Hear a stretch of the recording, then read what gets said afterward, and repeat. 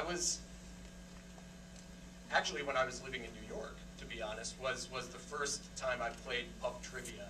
And it was such a bizarre scene of just like, you know, just like a motley crew of different characters and that kind of thing. A lot of eccentric people, people who took it very seriously, even though we literally were playing for a cheap bottle of wine every single time. And number one, I stink at trivia. I'm horrible at trivia. But thankfully, my cousin was on our team, and he was a ringer. He was a juggernaut. And so we, a juggernaut as far as meaningless facts go. And so we won.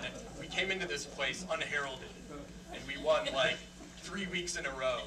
And all these guys were looking at us like we were the biggest jackasses by the end because they were so sick of us. And I swear to you, I kept every single one of those bottles of wine. It's probably still in my parents' basement.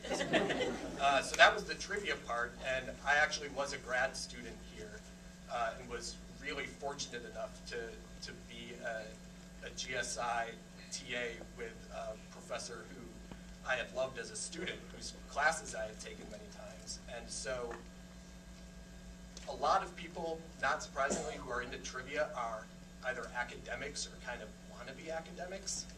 Like, I don't want to say it anyways, like people who maybe wanted to be professors, but it didn't quite work out for them, that kind of thing. So it was just natural to merge that with an academic feel.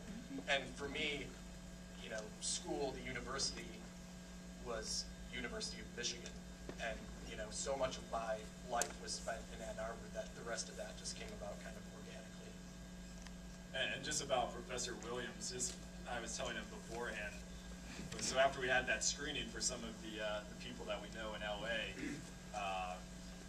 Ben Stiller wasn't able to come. I've worked with him a lot, but his producing partner, Stuart Kornfeld, came, and he just loved the movie.